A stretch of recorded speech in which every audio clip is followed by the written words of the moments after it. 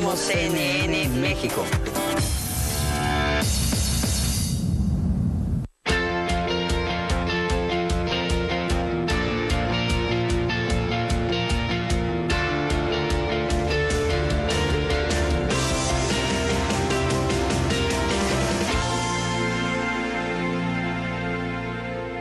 Bienvenidas y bienvenidos, gracias nuevamente por estar en este programa, un programa que dedicaremos a un tema muy importante que está pues atrapando parte de la opinión pública mexicana, una movilización de jornaleros en San Quintín, un movimiento jornalero que no es que sea la primera vez que ocurre en nuestro país, pero que en estos últimos días ha sido de fuerza y de una presencia importante precisamente en esta zona de la República Mexicana. Estamos hablando de una movilización grande, una movilización importante que involucra, bueno, muchas cosas, desde luego las condiciones de trabajo de los jornaleros, la migración interna en nuestro país, los reclamos sobre las condiciones de trabajo y de vida de estos jornaleros en esta zona de las fincas de Baja California.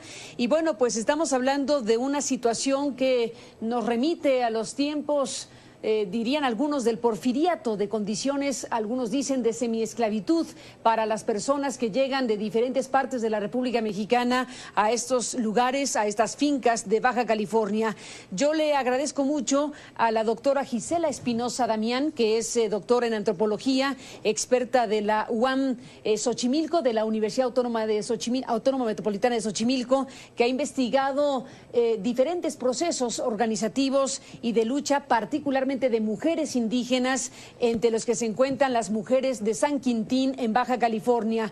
Gracias a Gisela por estar aquí y gracias también a Gaspar Rivera. Gaspar es un especialista en temas de migración indígena y de sus procesos de organización política. Es asesor binacional del Frente Indígena de Organizaciones Binacionales, investigador también sobre trabajo en la Universidad de California de Los Ángeles, en California. Gracias, Gaspar. Gracias, Gisela, a los dos por estar aquí. Y le pediría a Gaspar si nos ayudas a describir el momento que se vive, en qué situación se encuentran los jornaleros en estos días y horas de movilización. Fíjate que ellos llegaron en caravana, 600 jornaleros salieron de San Quintín y llegaron a Tijuana el día de ayer porque encontraron que ya las negociaciones pues se habían roto y los patrones no ceden en cuanto al sueldo que ellos necesitan. Los jornaleros ahora están demandando 200 pesos al día y los patrones no quieren ceder a eso. Entonces, para poner presión a que regresen a la mesa de negociación, se tuvieron que movilizar de San Quintín a Tijuana y ayer tuvieron una serie de movilizaciones y un encuentro muy conmovedor en la línea fronteriza, donde vinieron migrantes oaxaqueños que están en California, también trabajando en la fresa, trabajando para la misma compañía que están trabajando allá en San Quintín, para esta compañía transnacional Driscoll, que produce fresa desde el Valle de San Quintín, acá en todo California, hasta Oregon y Washington, ¿no? Es de las compañías que produce fresa para llevarlas al mercado todo el año aquí a las tiendas en Estados Unidos. Entonces, ahorita están convocando para que las autoridades estatales y federales intervengan y llamen de nuevo a los patrones a que regresen a la mesa de negociaciones. Tienen un pliego de demandas bastante amplio, porque no solamente están denunciando violaciones a sus derechos laborales, las condiciones de trabajo, pero también esta cuestión de explotación de mano de obra también se traduce a unas condiciones miserables en cómo están viviendo estas gentes, que muchos de ellos ya viven permanentemente en estas zonas de producción agrícola, ya no son jornaleros migrantes, ya tienen allá sus familias, y hay una serie de problemas, de carencias que también están sufriendo. Ya, por ejemplo, desde finales de los 90, el Centro de Derechos Humanos Miguel Agustín Pro, por ejemplo, publicó un panfleto que le llamó La esclavitud en México. Ya describía las condiciones increíblemente de explotación, de robo de salario, de acoso sexual y sobre todo de discriminación, porque un gran porcentaje de estos trabajadores son migrantes indígenas que vienen de la Mixteca que son reclutados, que son traídos, y no solamente no solamente se le violan sus derechos laborales, pero también viven bajo lo que llaman ellos una jerarquía racial, una discriminación increíble, que eso se traduce en sus relaciones con otra gente ahí, la falta de escuelas adecuadas, la falta de clínicas adecuadas, etcétera, etcétera. Entonces ahorita están en esta movilización y me parece un momento histórico, porque realmente esta movilización, esta huelga que están organizando, pues ha capturado realmente el interés y la imaginación de la gente, que parece increíble que estas condiciones existan todavía en nuestro país. Sin la menor duda, Gaspar. Gisela Espinosa, Damián, que has estudiado como especialista precisamente estos procesos de organización y de una lucha histórica de las mujeres indígenas, particularmente en este caso hablando de las mujeres de San Quintín, Baja California, no únicamente porque hay diferentes lugares de la República Mexicana donde esta situación se presenta, sin embargo, ahora, en estos días, en estas horas, efectivamente ha habido una movilización muy importante de estos miles de jornaleros que están planteando modificar y negociar con los dueños de las fincas sus condiciones actuales de trabajo. Gisela, ¿qué nos podrías decir de esas condiciones de trabajo y particularmente de lo que pasa con las mujeres? Bueno, en primer lugar me gustaría destacar que en el Valle de San Quintín la participación de las mujeres en el jornaleo es una participación muy alta. Se estima que más o menos el 62% de mujeres mayores de 12 años participan en el trabajo por un ingreso. Y esto sin contar a muchísimas y muchísimos niños jornaleros que también participan en los trabajos. Entonces, las mujeres son una fuerza laboral que en porcentaje supera la media nacional, que gira alrededor del 40%. O sea que haya muchísimas más mujeres están incorporadas al mercado de trabajo. Podría decir en principio que ellas comparten junto con los hombres jornaleros muchas de las injusticias que están viviendo la población que trabaja en campos agrícolas tan modernos como los de San Quintín. Bajos salarios, largas jornadas de trabajo, contacto con agroquímicos, falta de contrato de trabajo, condiciones de vivienda pésimas, además en los lugares donde habitan, porque la migración allá comenzó más o menos en los años 70, se intensificó muchísimo en los años 80 y en los años posteriores ha continuado.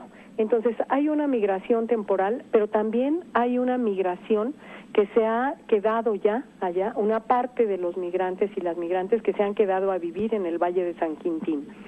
Se estima que actualmente viven entre 37 y 50 mil personas que fueron migrantes y que ahora serían inmigrantes o residentes, ya son de allá y ya se han casado allá, tienen a sus hijos allá. Las condiciones de vida de esta población que ya habita en aquella región son pésimas. Viven en una conurbación que abarca más o menos 135 kilómetros desde Punta Colonet hasta El Rosario, y que es una especie de colonia popular gigantesca donde hay partes que tienen servicios urbanos y partes, como es una conurbación tan larga, hay muchas partes donde no hay drenaje, no hay agua potable, no hay electrificación y por supuesto no hay pavimentación. Entonces, estas condiciones que comparten mujeres y hombres, pienso que les están afectando de manera diferente a las mujeres, porque ellas, aunque son mujeres trabajadoras, no se liberan de la jornada doméstica. Y todas las condiciones de la vivienda afectan directamente una especie de doble jornada que tienen ellas en aquellos lugares. Doble jornada que se convierte en una cosa pesadísima y en condiciones insalubres y difíciles para ellas y por supuesto para su familia. Pero quizá otros de los elementos que vale la pena destacar, y que eso sí son situaciones que viven especialmente las mujeres, tienen que ver, por ejemplo, con el tema de las guarderías, no porque los niños o las niñas sean solo cosa de mujeres, sino porque sin haber guarderías, de todas maneras es a las mujeres a las que les toca hacerse cargo de los pequeños. Entonces, la inexistencia de guarderías implica que ellas o se lleven a sus hijos a los campos agrícolas o los dejen abandonados en sus casas y los niños tengan que crecer solos. Cualquier situación de enfermedad, de educación o situaciones difíciles que viven los niños las tienen que resolver las mujeres, sean o no trabajadoras. Ese es un elemento muy importante. Otra situación que viven especialmente ellas es el acoso y el hostigamiento sexual. Reportan que en muchísimos campos los mayordomos que vigilan las tareas agrícolas desarrollan ante ellas actitudes de acoso y hostigamiento o definitivamente de violencia sexual, y que ellas no tienen la posibilidad de demandar este tipo de cuestiones por varios motivos. Uno es porque registran que también hay violencia institucional. Si ellas llegan a presentar una demanda, las discriminan por no hablar correctamente el español o porque definitivamente no hablan español y no hay traductores en las instituciones públicas, ¿sí? O no se les hace caso porque son mujeres y te lo buscaste. Entonces, allí hay un problema. Pero el segundo problema es, o el primero probablemente, es en el propio campo y con los empresarios, porque ellas reportan que lo primero que pasa por su mente cuando se les ocurre presentar una demanda es que las van a boletinar. O sea, que la red de relaciones que tienen los propios empresarios implica que cualquiera de ellos o ellas que se porta, digamos, inadecuadamente, que se sale de una actitud de subordinación, va a ser boletinada y no van a poder conseguir trabajo. Entonces, con esa soga al cuello, para ellas es muy difícil levantar una demanda o protestar dentro del propio campo.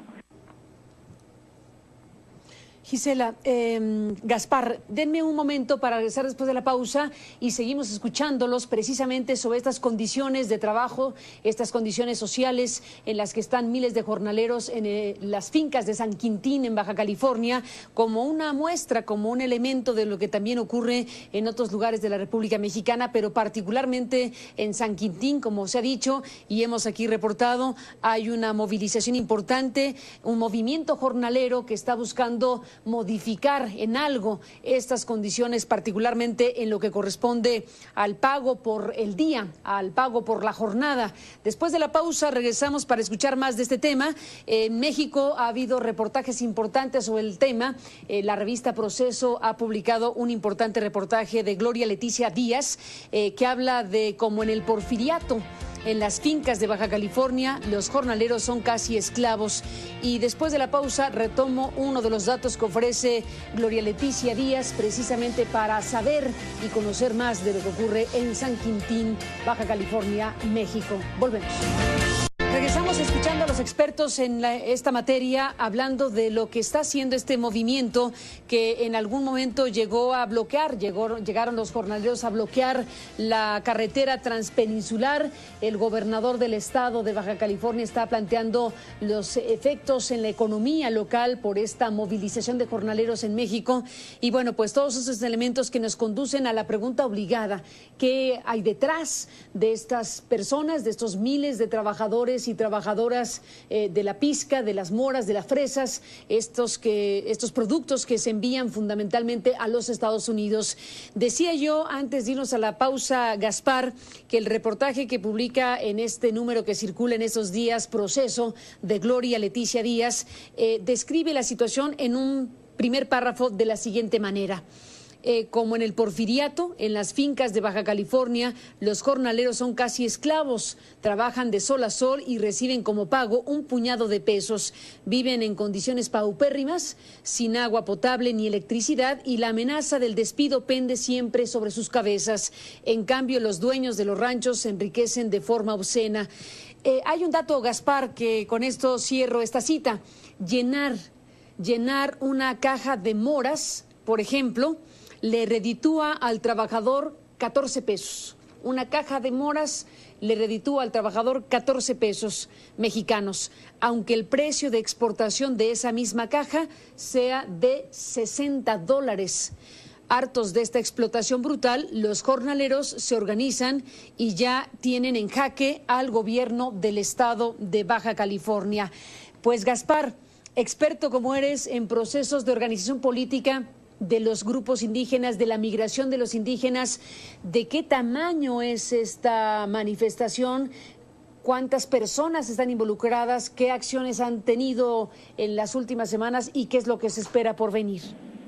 Bueno, la movilización ha sido sustancial, ha interrumpido el proceso de producción, de cosecha de estos productos en un punto clave. Los organizadores de esta movilización, por supuesto, planearon esto ahorita que comienza la temporada de cosecha para la fresa, por ejemplo. Entonces, y ellos han estado trabajando ya desde hace algún tiempo organizando. Como bien describes y citaste ese artículo, las condiciones han existido ahí desde hace mucho tiempo, y a mí me parece que esta movilización señala una encrucijada para México.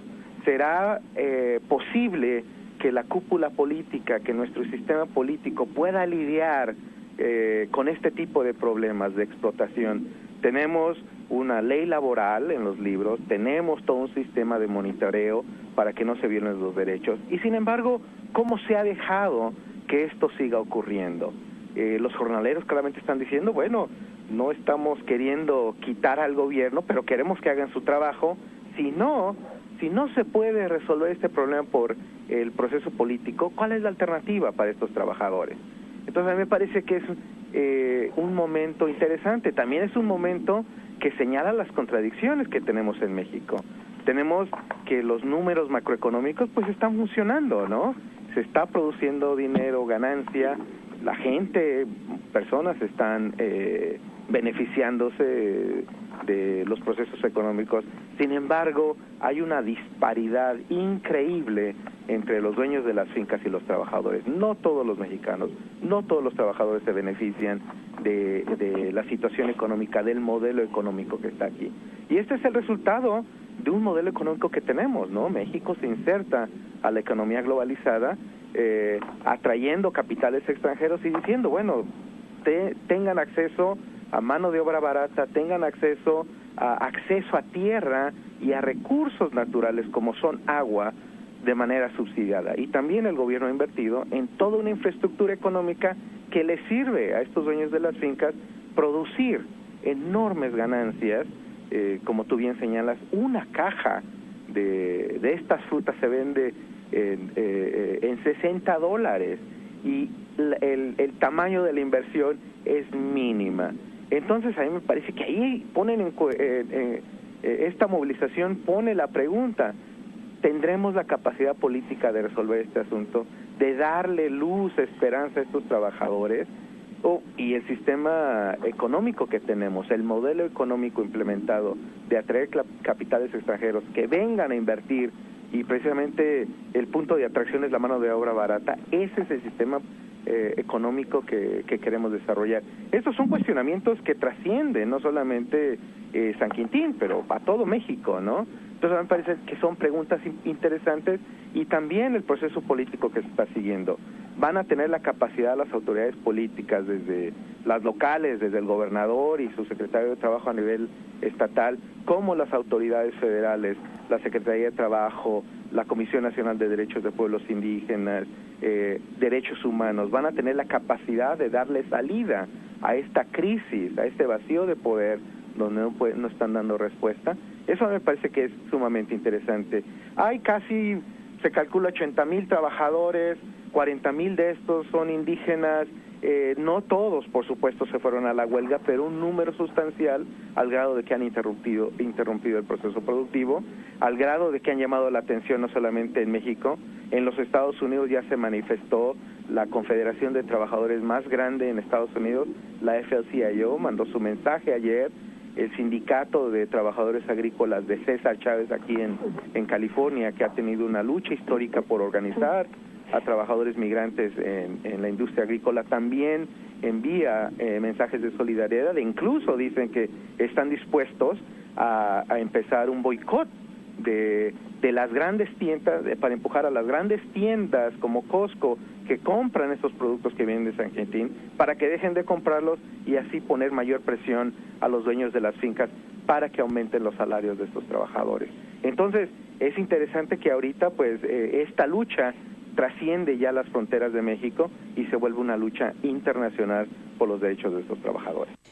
Gaspar Rivera, Gisela Espinosa Damián, entramos en la parte final, regresamos después del corte, les pediremos un comentario para cerrar el programa de lo que está sucediendo en San Quintín, Baja California, de este movimiento de jornaleros y veremos cómo se traducen estas situaciones y la negociación que se abrió en su momento con los dueños de las fincas de San Quintín. Volvemos con ustedes.